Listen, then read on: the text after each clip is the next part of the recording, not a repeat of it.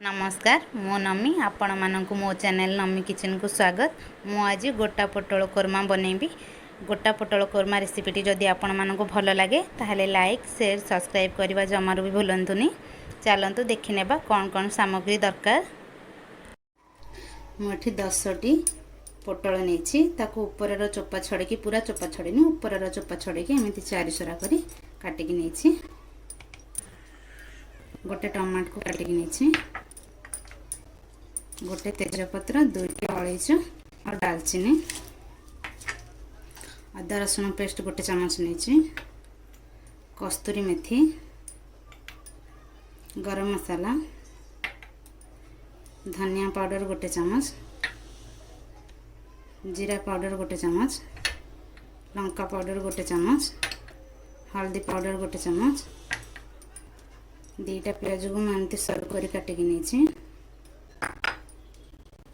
नड़िया रस तेल स्वाद अनुसार लुण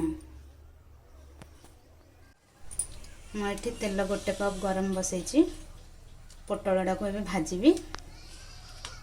तेल आम गरम ही आसलानी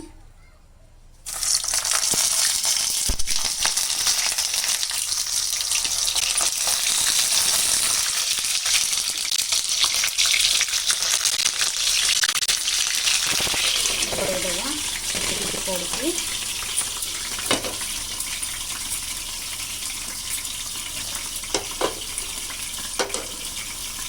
पोटल आम अल्प लुण छीटिकी भाजवा पोटल जल्दी भाजी हम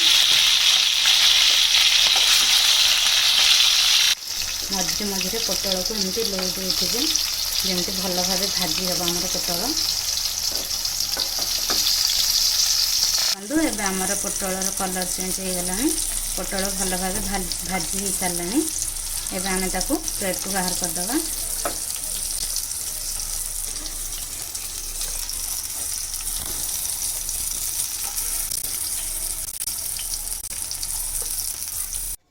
से तेल रे आमे एबे पियाज भाजी दबा।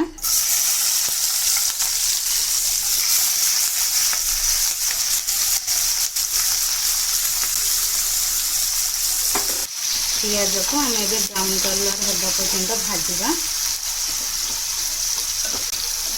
देखो एबे हमर पियाज ब्राउन कलर हो आसलानी आम ताकू एबे प्लेट को बाहर करदबा।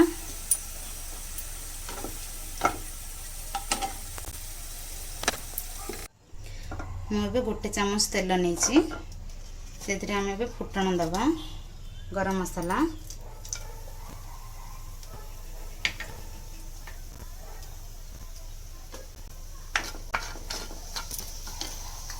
हल्दी पाउडर गैस को सिम रे रखिए लंका पाउडर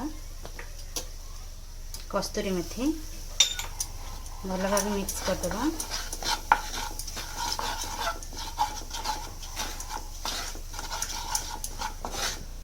एबे इथरे अदा रसुण पेस्ट पकेबा। अदा रसुण कंचा स्मेल दिबा पर्यंत हम ताको फ्राई करबा। एबे हमर अदा रसुण कंचा बास्ना पड़ेलानी आम एबे से लुण पकेबा स्वाद अनुसार पोटल रे पड़ीथिला लुण देखिकी पकेबे।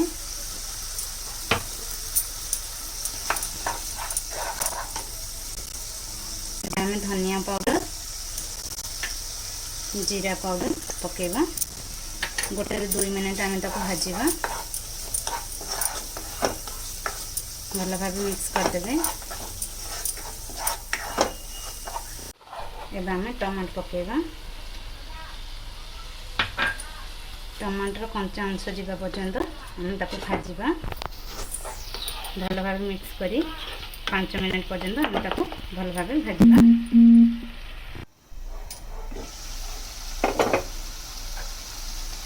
देखंतु एबे हमर टमाटर मसलार कंचा स्मेल पड़ेलानी भाजी हो गलानी भल भाव। आम एबे नड़िया रस दबा भल भाव मिक्स करदबा।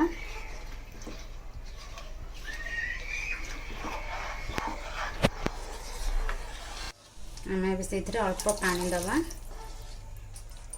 आउ फुटवा पाई छाड़ दबा। एबे हमर फुटी आसलानी आमे सेथिरे पोटल और पियाज को भाजी के रखिथिले पकै दबा।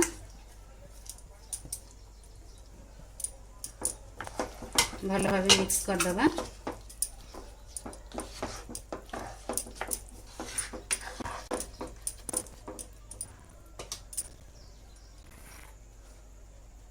गरम मसाला पकै दबा।